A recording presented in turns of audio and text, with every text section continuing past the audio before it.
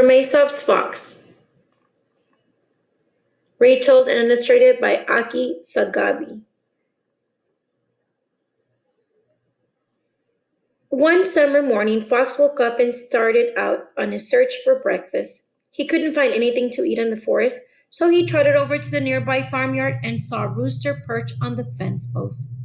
"Good morning, Mr. Rooster," Fox said in his most friendly manner. "I didn't hear your beautiful voice this morning. Is anything wrong? My day doesn't start without your singing." Rooster proudly shook his crest. "I used to listen to your uncle's song," Fox continued. "Oh, he was a great singer and so beautiful. I miss his voice very much."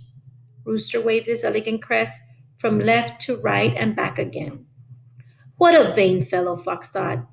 "Can you sing as well as your uncle?" Fox asked. "Of course I can. I sing much better," Rooster finally answered proudly. He opened his beak and took a deep breath. "Wait," said Fox. "When your dear uncle sang, he shut his eyes very tight and stretched his neck very straight. Then he sang his heart out." "I can certainly do that," said Rooster. He shut his eyes very tight and stretched his neck very straight. "Cock-a-doodle-doo! Cock-a-doodle-doo!" Fox leaped at him, seized him by the throat, and ran towards the forest.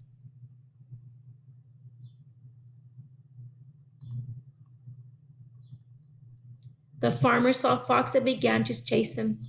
"Stop, thief!" he cried and came closer and closer. "My dear Fox," Rooster said as Fox held him tightly in his jaw, "why don't you just tell him that I belong to you?" What a good idea, Fox thought. He opened his mouth and called to the farmer, "This is my rooster, my breakfast." That instant, Rooster flew up to a tree branch. The hungry fox said to himself, trotting away, "Think before you speak." As Fox walked along, he heard some strange rasping sounds. In a few moments, he saw a large boar sharpening his tusk on the trunk of a tree. Zook, zook, zook. "I beg your pardon," said Fox. "Why are you doing that?" "I'm sharpening my tusk," Boar replied. "These are the only weapons I have to fight my enemies. Unlike you, I have no sharp claws or fast feet." Fox looked about, except for the noise Boar made. The forest was silent and peaceful. Surely this boar was a fool to spend his time this way when there was no need. "But there's no danger here that I can see," Fox said. "Not at this moment," replied Boar. "But when the hunters come after me with their bog dogs, then it will be too late to sharpen my tusk." He went back to the tree. Zook, zook, zook. Fox walked away and thought, "He's right. If you are prepared to defend yourself, you have nothing to fear."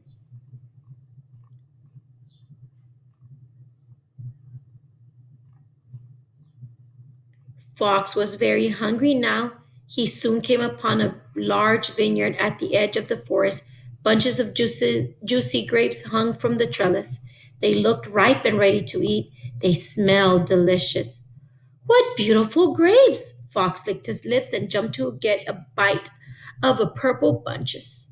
But he couldn't reach them. He jumped again and again, but the grapes remained beyond his reach. He couldn't get nothing. Finally, he turned away and said angrily, "I didn't want those grapes anyways. Look at them. They're probably sour." He walked back to the forest. Boar, who had been watching, said, "We often pretend to dislike what we can't have." It was lunchtime now, and Fox was still without food.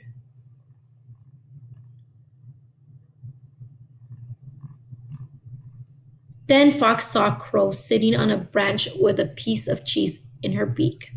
"Surely this is my chance to have something to eat," he thought. And so he addressed Crow. "What a handsome bird you are," Fox said. "Your glossy feathers are remarkable. Why, I believe not even the peacock's splendor can equal yours." Crow seemed interested, but still held the cheese tightly in her beak. "Your noble face and bright eyes are like eagles." "No, not even eagles. If you can sing like the nightingale," Fox continued. I will tell all the bees that you are queen of the birds. Crow had listened closely and liked what she heard. This fox told the truth. She was handsome and her voice was beautiful. She opened her beak and sang, caw, caw. The piece of cheese fell into Fox's mouth. Fox gobbled it up and said to Crow, never believe flattery.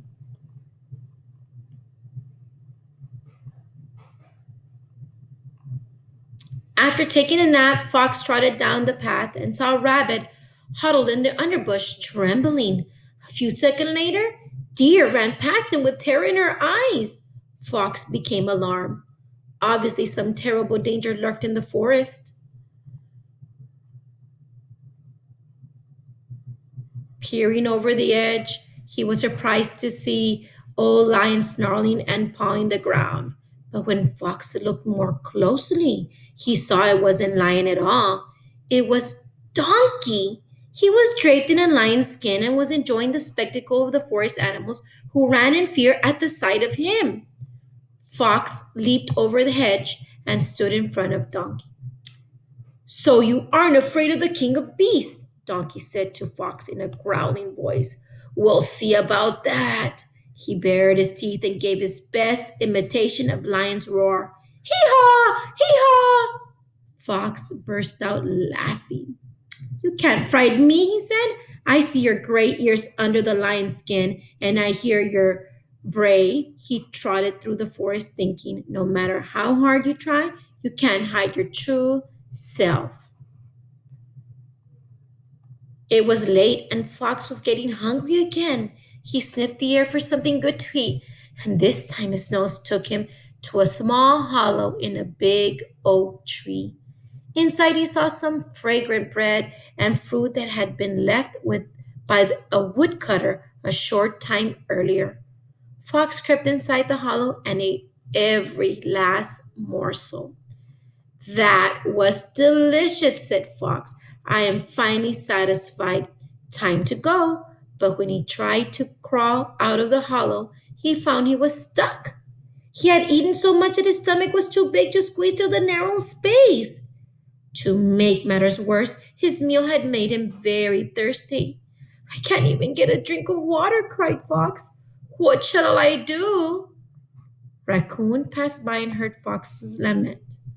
You'll have to stay there until your stomach shrinks again, he said wisely. Next time, don't be so greedy. Fox had to admit Raccoon was right. He settled back into the hollow. Ah, well, he said, time fixes everything. Fox fell fast asleep, and by the time the moon rose, farmer, rooster, boar, crow, rabbit, deer, donkey, and raccoon had done the same.